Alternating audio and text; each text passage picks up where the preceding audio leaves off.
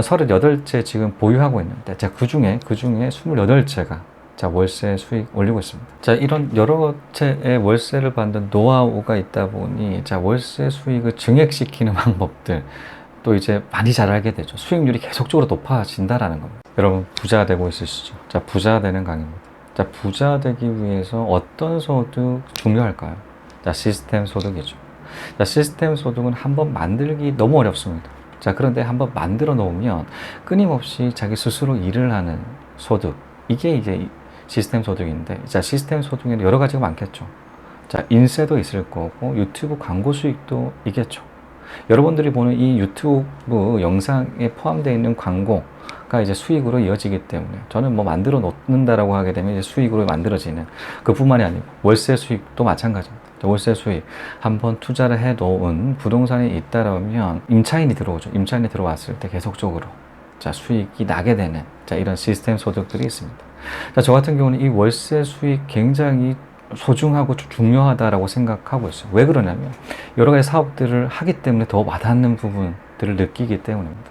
사업하시는 분들은 굉장히 공감하실 거예요. 어떤 부분 공감하냐면, 사업이 지금 잘 된다라고 하더라도 이게 과연 언제까지 잘 될지에 대해서, 그러니까 지속성을 굉장히 끊임없이 고민하는 게 이 사업이에요. 그런데 임대 수익은, 자, 사실 사업에 비해서 좀 작을 수가 있어요. 사업에 비해서 좀 작을 수가 있는데, 이 지속적인 부분들에 대한 장점들 끊임없이 느껴지는 게 이 월세 수익이거든요. 자, 왜 그러냐면 의식주에 포함이 돼요. 자, 의식주에 포함이 돼요. 잘 곳은 반드시 필요하게 된다. 자, 세대수가 계속적으로 2050년까지 늘어난다라는 그 통계 자료를 바탕으로 본다고 하더라도 끊임없이 임대 수익 이어질 수밖에 없다. 사업이라는 게 유행이 있기 때문에, 자, 변동사항들이 굉장히 크죠. 자, 그런데, 자, 이런 월세 수익 같은 지속적인 그런 부분들, 장점 많이 느끼고 있죠. 자, 저 같은 경우는, 자, 이런 장점으로 38채 지금 보유하고 있는데, 자, 그중에 28채가 자, 월세 수익 올리고 있습니다. 자, 그러면 얼마 정도 이 월세 순수익, 그러니까 순수익이라고 하면 월세에서 이자 빼고, 자, 얼마가 순수하게 잡히는지 궁금하시지 않겠습니까? 자, 이 부분 한번 말씀드리고 갈게요. 저는 뭐 10년 차로, 자, 공기업, 중앙공기업이었던 한수원 퇴사를 했습니다. 자, 한국수력 원자력, 자, 10년 차에 받는 그 월급 대비를 해서 보면 약 한 2배 정도 받고 있어요. 댓글을 보게 되니까 한 2천 넘는 거 아니냐 이렇게 말씀하시는 분이 있는데, 그 정도 되지는 않습니다. 자, 월급의 이상으로 받는 그런 월세 소득이 있다 보니까 사실 퇴사도 과감하게 그렇게 낼 수가 있었던 것 같아요. 자, 그런데 이 월세 소득 최초 지점 같은 경우는 1년 차로 내려갑니다. 여러분 너무 잘 아실 거예요. 1년 차.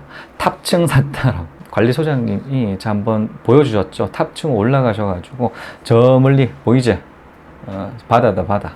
이렇게 하셔가지고, 이 조망이 굉장히 좋더라고요. 그거에 홀딱 반해서 바로 샀는데, 탑층 사가지고 좀 그런 부분은 없지 않아 있겠지만, 자, 그 샀던 물건이 경매로 낙찰됐던 그 물건이고, 경락 잔금 대출을 받아놨던 그 물건이었기 때문에, 제가 샀을 때는 대출을 제외한 그 나머지 금액 한 1,500 정도만 들여서 그 샀던 물건이 1,500도 안 되죠.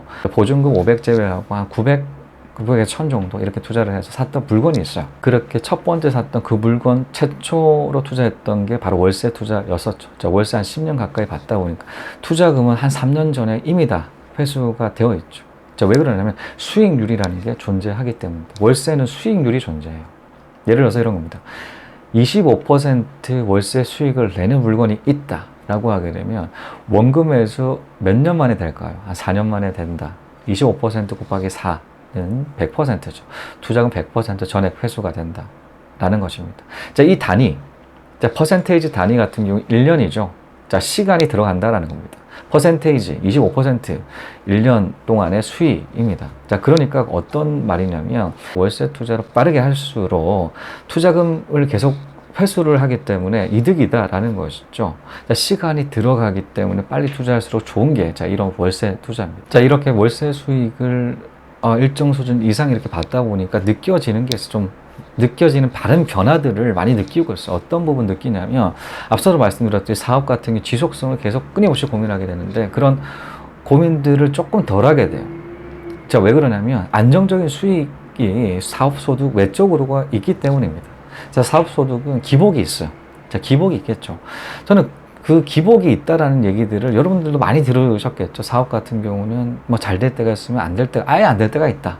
자, 그렇게 되면 소득의 편차들이 큰데, 자, 편차가 큰 그런 사업을 한다라고 하게 되면 안정적으로 꾸준한 그런 소득이 받쳐준다라고 하게 됐을 때 지속적인 이 발전들이 이어질 수가 있겠더라고요. 왜냐하면 사업이라는 것도 집중력 있게 이런 사업을 치고 나가고 막 이런 것들이 필요할 텐데, 집중력이라는 게 사실 이런 안정적인 소득을 바탕으로 더 많이 나오게 되지 않겠습니까? 자, 그러다 보니까 자, 이런 소득 플러스 큰 사업 소득까지 편차는 크겠지만 같이 이 투트랙으로 간다라고 하게 좋겠더라고요. 마찬가지로 그런 생각을 바탕으로 이제 월세 소득 늘렸었는데, 지금 와서 생각해 본다고 하더라도 그렇더라고요. 사업을 여러 가지 많이 하고 있지만 사업 소득이 편차가 커요. 진짜 크더라고요. 큰데 이런 안정적인 월세 소득을 바탕으로 사업을 진행하다 보니까 훨씬 더 안정감 있게 사업들을 진행할 수가 있습니다. 자, 말씀드렸듯이 월급의 2배만큼 임대 수익이 나오고 있어요. 자, 순수익으로 나오고 있다 보니, 자, 사업 소득이 제로라고 한다고 하더라도 버틸 수가 있겠죠.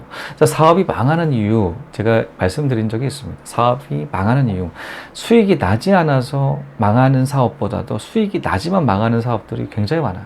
그 얘기는 뭐냐면 수익, 최소 생활비라는 게 존재하기 때문입니다.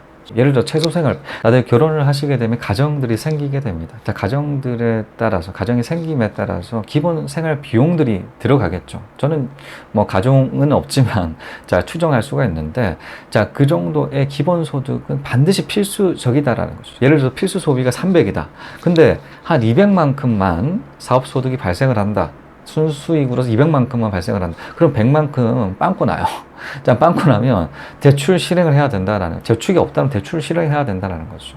자, 그렇기 때문에 200만 원만큼 계속적으로 유지가 된다. 그러게 되면 사업을 유지할 수 없게 되는 것이죠. 자, 그리고 이런 소득을 바탕으로 하다 사업이라든가 이런 생활들을 하다 보니, 자, 자기가 좋아하는 것들을 계속 찾을 수가 있게 된다라는 것이죠. 좋아하는 것 플러스 돈 되는 것까지. 돈 되는 거에만 포커스 안 맞춘다라는 것입니다.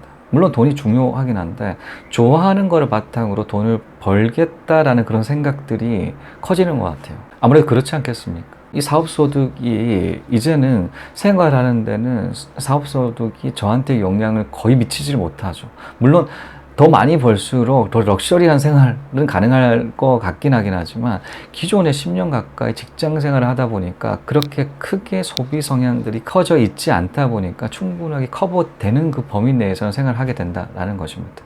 자, 그러다 보니 이 돈 되는 거의 목적을 완전 거기에만 포커스 안 맞춘다라는 것이죠. 자, 마지막인데, 아무래도 28채 정도, 자, 월세, 뭐 38채 보유하고 있지만 28채 정도가 월세를 받고 있어요. 자, 월세 받고 있는 지역은 뭐 강원도도 있고 경북도 있고 경남도 있고 전남도 있어요. 여러 군데로 지금 다변화를 시키는 것만큼 어디가 수익률이 좋은지 확인할 수 있지 않겠습니까?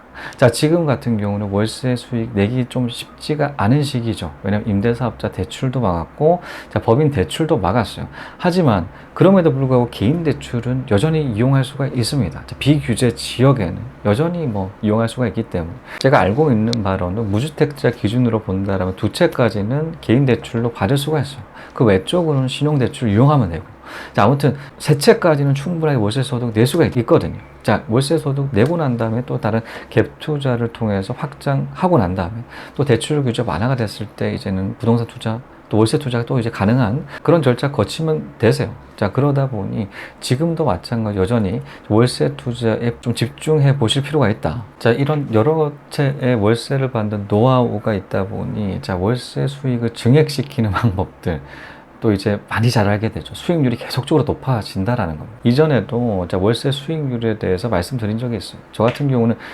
최고치 지금 찍었죠. 66.53% 수익률 달성한 그런 물건이 있는데, 그 밑에, 그 66% 밑에는 63%짜리 물건 역시도 마찬가지로 가지고 있어요. 그리고 50%짜리도 가지고 있습니다.